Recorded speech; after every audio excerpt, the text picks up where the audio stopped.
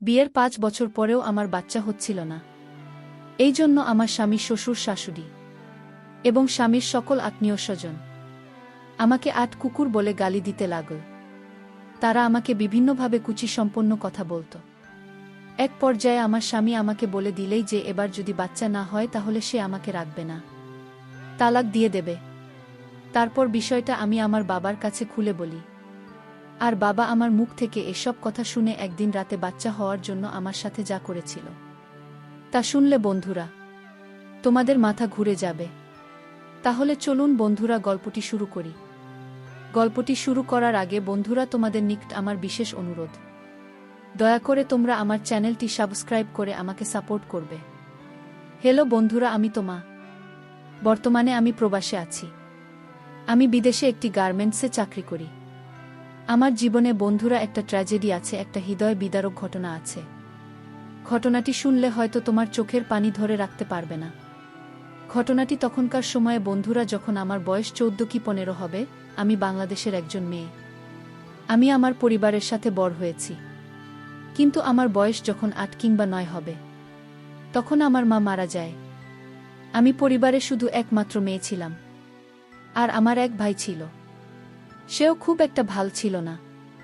সে নোয়াখালীর একজন মেয়েকে বিয়ে করে শ্বশুরবাড়িতে থাকে। মোট কথা, আমার ভাই আমাদের পরিবারের কোনো খোঁজখবর নিত না, আর আমাদের পারিবারিক অবস্থা খুব একটা ভালো ছিল না। আমার মা মারা যাওয়ার পর আমার বাবা আর অন্য কোথাও বিয়ে করে নাই। এভাবে কষ্ট করে চলতে লাগল আমার জীবন। তারপরও আমরা খুব ভালোই ছিলাম, খুব খুশি ছিলাম। আমার বাবা সারাদিন কাজ করে যা পাইত তাতে আমাদের খুব ভালো করে চলে যেত। আমার বাবা আমাকে খুব ভালোবাসত, অনেক বেশি ভালোবাসত। আর এভাবেই আমাদের জীবন, মোট কথা আমার জীবন চলতে লাগল। খুব একটা প্রাতিষ্ঠানিক পড়ালেখা করতে পারি নাই আমি। 8ম শ্রেণী পর্যন্ত পড়ালেখা করেছিলাম। তারপর আমার বাবা আমাকে সিদ্ধান্ত নিল, আমার যখন 14 থেকে 15 বয়স, তখন সিদ্ধান্ত নিল আমার বাবা আমাকে বিয়ে দিয়ে দেবে। আমি আর আমার বাবার কথা অমান্য করতে পারলাম না, কারণ আমার বাবা মধ্যবয়স্ক, আর তাছাড়া ও বাবা কাম কাজও খুব একটা বেশি করতে পারে না। বাবার উপর বোঝা হয়ে আর কতদিন থাকব, তাই সিদ্ধান্ত নিলাম এবং বিয়েতে রাজি হয়ে গেলাম। আর এদিকে আমার বাবা আমার জন্য পাত্র দেখা শুরু করল। পাত্র দেখতে দেখতে হঠাৎ একদিন আমার বাবা একটি ভালো পাত্রের সন্ধান পেল। কিন্তু পাত্র ছিল বেকার, সে কিছু করত না। কিন্তু পাত্রীর বাবা মায়ের পারিবারিক অবস্থা ভালো ছিল, খুব বংশী পরিবারের লোক ছিল। সবকিছু ভেবেই আমার বাবা এখানে আমাকে বিয়ে দিতে সম্মতি হল। আমিও সেখানেই গিয়ে বসতে রাজি হয়ে গেলাম। তারপর আমার বাবা আমাকে ধুমধাম করে বিয়ে দিল।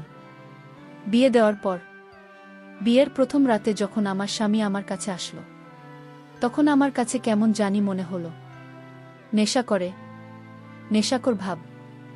আমি হয়তো তাকে খুব একটা বেশি বুঝতে পারি নাই। প্রথম প্রথম তো ভাবছি হয়তো এরকম হতে পারে, কিন্তু যখন সপ্তাহখানেক গেল তখন দেখলাম আরও বেশি সমস্যা। আমি বুঝতে পারছি না সে কেন আমার কাছে এরকম করে। যাই হোক, অবশেষে আমি তাকে মানিয়ে নিতে পেরেছিলাম এবং বুঝতে পারছিলাম যে তার এটা প্রথম প্রথম। বিদায় আমাকে দেখে সংকোচ বোধ করছিল, কিন্তু আমি বেশ কিছুদিন দেখার পরেও আমি আমার স্বামীর কাছ থেকে কাঙ্ক্ষিত মনের কোনো কিছুই পাইনি। অর্থাৎ একটা স্ত্রী একটা স্বামীর কাছ থেকে যা আশা করে তার কোনো কিছুই আমি পাইনি। সে 2 থেকে 3 মিনিটে আমার উপর অবস্থান করতে পারে না। তারপরও আমাকে ধৈর্য ধরে থাকতে হয়েছে, কারণ আমি গরিব ঘরের মেয়ে। আমি যদি বাবার কাছে আবার চলে যাই তাহলে তো বাবা আমাকে কখনো কোনোদিন বিয়ে দিতে পারবে না মনে হয়। খুব কষ্ট করে আমাকে চলতে হয়েছিল। কি বল বন্ধুরা, বিবাহিত জীবনের পর স্বামীর কাছ থেকে যদি কোনো স্ত্রী তার আশানুরূপ কোনো জিনিস না পায়, যে না পায়, সে কেবল বুঝে তার বেদনা। আমার খুব কষ্টে দিন যাচ্ছিল।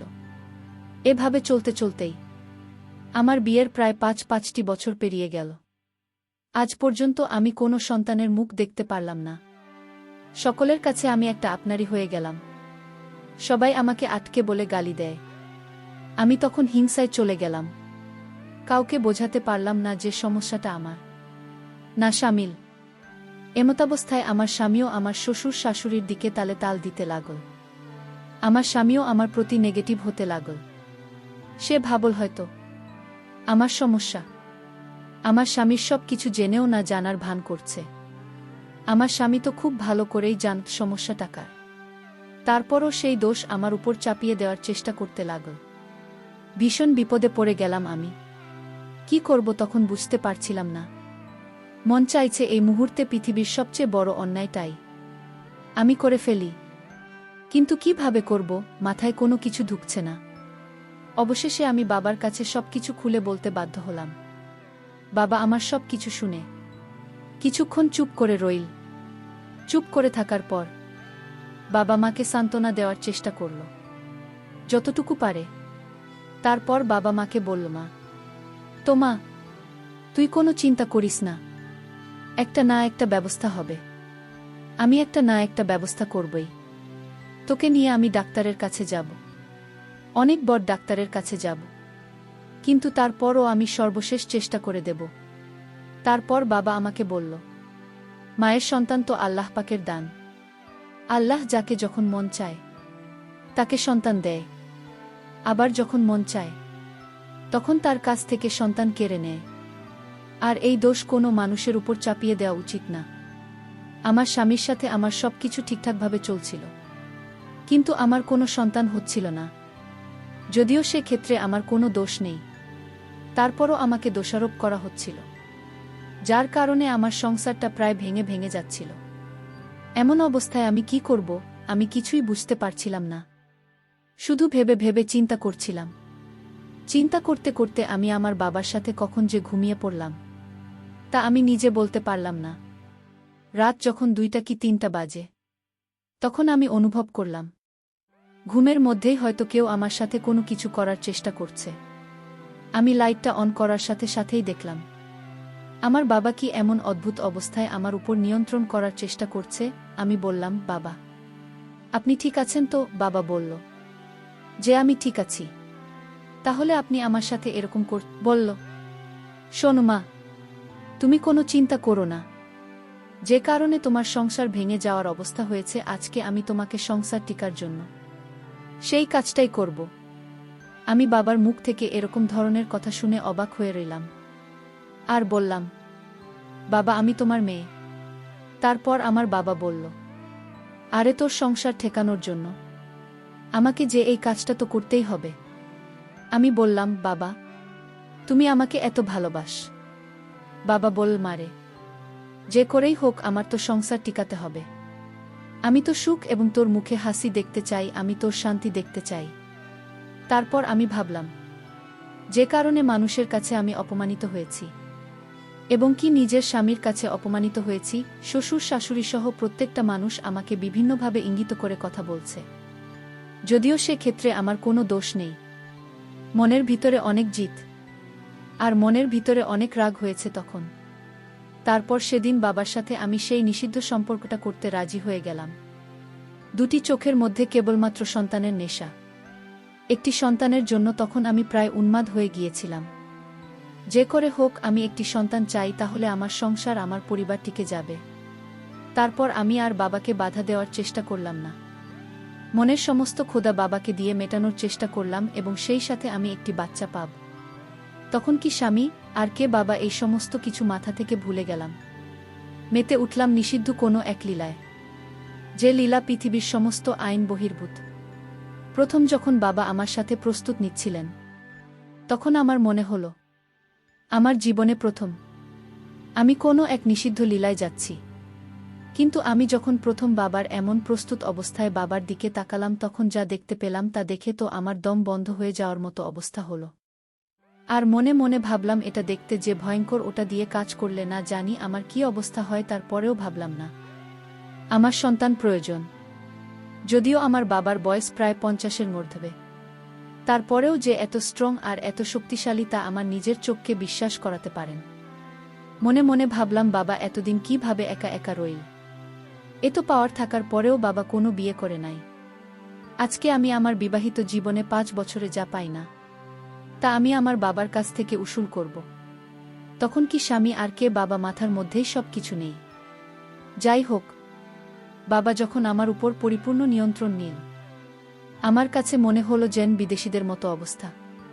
সেই দিন বাবা মাকে যে সুখ দিয়েছিল তা আমি আমার বিবাহিত 5 বছর জীবনেও পাই নাই।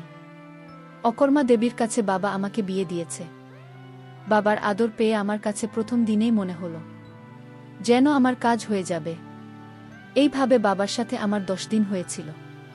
তারপর আমি আমার স্বামীর বাড়ি চলে গেলাম। তারপর আমার স্বামীর সাথে বেশ কিছুদিন হয়েছিল। এইভাবে 2 মাস যাওয়ার পর আমার কাছে মনে হলো আমি সন্তান সম্ভবা। যখন আমি সন্তান সম্ভবা হই তখন আমার স্বামী যেখানে খুশি হওয়ার কথা সেখানে আমার সন্তান নিয়ে বিভিন্ন এলোপাতারি কথা বলছে এটা নাকি তার সন্তান না। আমি বললাম, আপনি আমার স্বামী, আপনি এসব কি বলছেন? তখন আমার স্বামী বলল, আমি জানি আমার যে পাওয়ার আমি কখনো বাবা হতে পারব। সত্যি করে বল, এটা কার সন্তান? কি বল? বন্ধুরা, তার মুখ থেকে এমন কথা শুনে মাথায় আগুন ধরে হয়ে গেল তার সাথে আমার তুমুল ঝগড়া। তার মতো একটা অপদার্থ সাথে জীবন কাটানোর চাইতে আমার বড় ভাবাই ভালো, যে নাকি পড়াশ পেরিয়ে যাওয়ার পরেও এখনো পুরো ফিট। তারপর 10 মাস পর আমার কুল উজাড় করে একটি পুত্র সন্তান হল। আমি আমার পুত্র সন্তানকে পেয়ে অনেক খুশি, কারণ আমি আমার ছেলের ভরসায় বাবার ঘরে সারা জীবন কাটিয়ে দিতে পারব। বন্ধুরা, এই ঘটনার পর থেকে আমি আমার স্বামীকে তালাক দিয়ে চলে এসেছি। যে নাকি কিছুই পারে না, আবার আমাকে কথায় কথায় সন্দেহ করে। যেখানে সন্তান না হওয়ার জন্য সে দায়ী, সেখানে বারবার আমাকে দায়ী করছে, আমাকে দোষারোপ করছে, আমাকে হেনস্থা করছে। তারপর থেকে বন্ধুরা একবারে চলে আসলাম বাবার কাছে। এখন বাবাই আমার সব। বাবা আর আমি এবং আমার সন্তান নিয়ে খুব সুখেই ছিলাম। আমার সন্তানের বয়স যখন 6, তখন সন্তানের ভবিষ্যতের কথা চিন্তা করে নিজের পায়ে দাঁড়িয়ে একটা কিছু করব ভাবছিলাম। এই চিন্তায় আমি গ্রামের বাড়ি থেকে ঢাকায় চলে আসলাম। ঢাকায় এসে একটা গার্মেন্টসে চাকরি নিলাম এবং গার্মেন্টসে চাকরি নেওয়ার পর বছর খানেক পরে গার্মেন্টসের চাকরির মাধ্যমে বিদেশ যাওয়ার সুযোগ পেলাম। বন্ধুরা, এখন আমি খুব সুখে আছি, বিদেশে চাকরি করছি, ভালো চলছি। আমার কোনো কিছুর এখন অভাব নেই। অভাব শুধু ভিন্ন কিছুর, যা কোনোদিন পূর্ণিয়া নয়। জীবনের সমস্ত স্বপ্নগুলো একেবারে ভেঙে চুরমার হয়ে যায় একটি মাত্র ভুলের কারণে।